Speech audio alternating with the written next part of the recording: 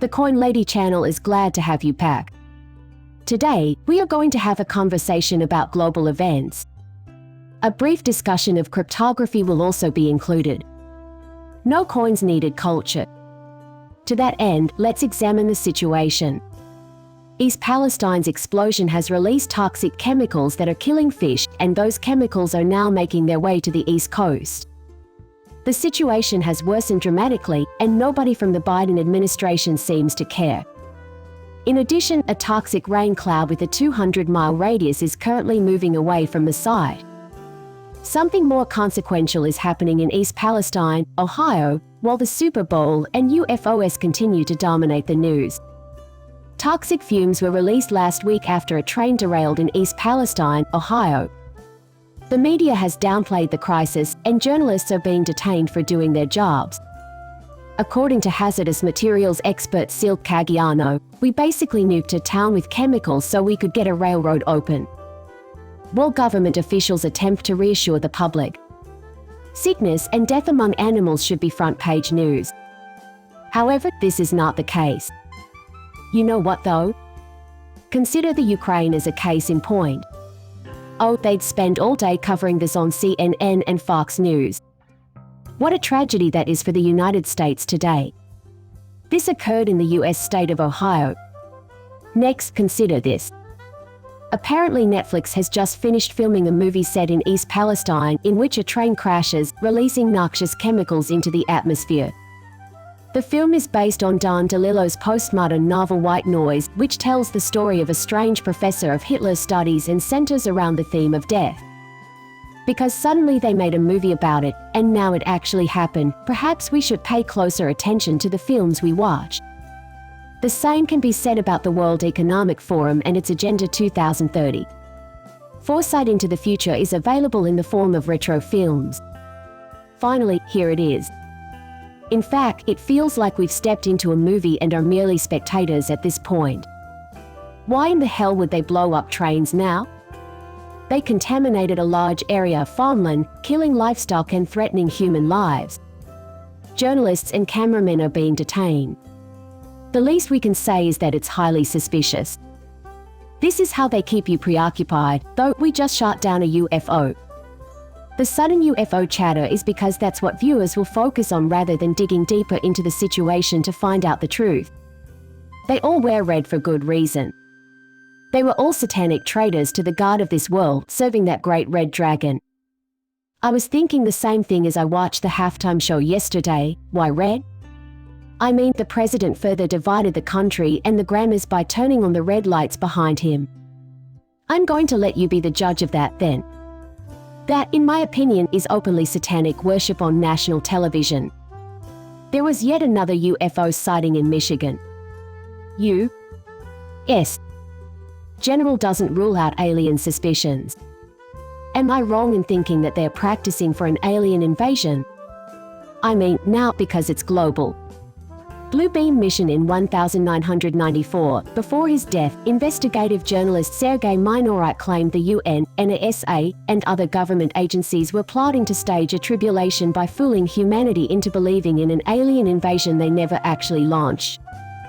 This would get rolling at the same time that the cashless society was getting its start. In just a moment, I'll demonstrate how our society is rapidly moving towards a cashless one. Now that UFOs are in the spotlight, it's easy to imagine how quickly international tensions would melt away if humanity were threatened by extraterrestrial invaders.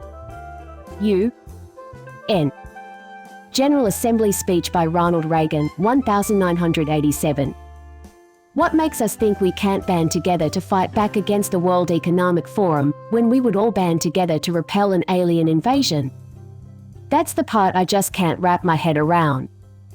They have succeeded in dividing the entire world precisely because they wanted to. Their goal is to keep us at arm's length.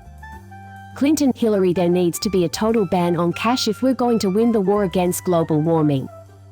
Right on time, here we are. Cash should not be banned, in my opinion. In fact, many people can't get by without some form of cash income. Do you have any idea how many people in this country perform illegal work? They're probably upset that they aren't getting their hands on that tax money. Look at the president suddenly caring about whether or not waiters and waitresses are declaring their tips.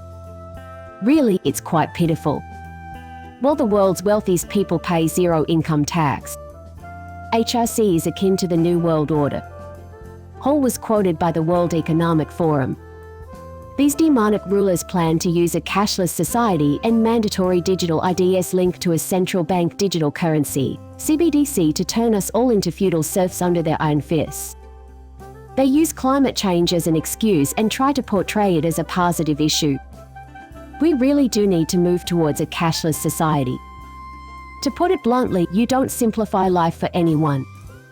They'll be able to monitor your financial activity with greater ease. We have no idea who is currently spending $100 bills or $8,000 bills. The CBDC differs from other forms of central bank liability in that the central bank will have complete authority over the regulations that govern its use. As an added bonus, we'll have the tools to make sure that happens. Carstens, they want an Augustan curriculum. This way, they can cut off your access to funds if you start acting inappropriately. We Brits are opposed to a cashless society, but if a TMS are removed, how will we secretly withdraw money? This is what they plan to do, and it is clear from this illustration that the X number of cash units will be made available free of charge. As high street bank branches close, the number of a TMS available to the public drops to levels not seen in over a decade. As a result, they are gradually eliminating access to a TMS. That's how the poor will be forced onto the universal basic income and everyone else will be forced into a cashless society. And it will arrive. Perhaps that's why we've started noticing UFOs recently. It's in their best interest to keep us preoccupied so we don't notice what's really happening. Let's begin.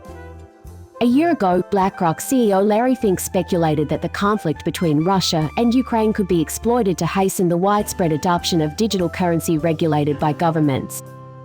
A cashless society is the ultimate aim. Zelensky and Larry Fink, CEO of BlackRock, have come to an agreement to coordinate investment in Ukraine's rebuild through the introduction of non-crypto digital money and the use of AI systems for a variety of tasks, including the creation of pre-trial and pre-sentencing reports and the evaluation of a suspect's risk of reoffending. Can you guess where this is going?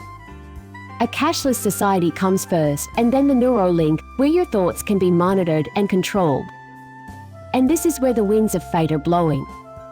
If we can band together to repel an alien invasion, why can't we do the same now? That's the million-dollar query. Consistency with the plan put forth by the World Economic Forum. Cities within 15 minutes of the airport, with 100% EV requirements. Individual carbon footprints are being recorded. Everything from debit cards to digital identification to banking to healthcare is geared towards limiting our independence from the grid and making us less mobile. Now all I see are electric vehicle ads during the Super Bowl. Now more than ever, they're trying to get people to believe that. And you know, electric vehicles aren't doing much good when people are still using private jets to fly around the world. That's important to keep in mind. Next, consider this. The top 1% will see that the rest of us outnumber them eventually, right? It's been said that 1% run the show, 4% are just puppets, 90% are dozing off, and only 5% are awake and trying to wake up the other 90%. The 1% are terrified of the 5% waking up to the other 90%. Yeah, that's exactly what's happening. That's why it's crucial that we keep this dialogue going. Spread the word to your non-cryptocurrency friends and family. I frequently engage in this practice. I tell people with savings accounts that anything can happen at any time, and that includes a balancing act. Generally speaking, people have faith that their government is working for their benefit. It's not like they're doing anything to help the people of Ohio avoid getting drenched by a cloud of toxic chemicals disguised as rain. I and you are of no concern to the government. The agenda is important to them. As the other 90% sleep, they are concerned with rushing the implementation of Agenda 2030. They have to snap out of it. Great. How can we have faith in the World Economic Forum or any of the projects it promotes? You anticipated that it would be associated with the WEF, right? And I still think the WEF used EFT as a sock puppet to crash out so they could rush regulations to Russia's CBDC. Now, some might say this could have an impact on XRP as well, but I don't think it will because Brad is a member of the WEF board, and I think the WEF knows the world will need XRP once they unleash the liquidity crisis on the entire planet. My guess is that there is a method behind the madness. In order to solve a problem, you must first create it. This is the method by which the elite function. This means there will be no liquidity issues until we are prepared for XRP's price to explode. Now more than ever, on-demand liquidity is essential around the globe. That's where I think our money is going if things keep going the way they have been. That's why you should keep your XRP close at hand. Because of this, you will become wealthy. In the future, you will need those funds to purchase carbon offsets so that you can keep living as you have been. Nonetheless, I think that's enough talk for this video. In the end, please like and subscribe my channel if you enjoyed the video. See you later, bye.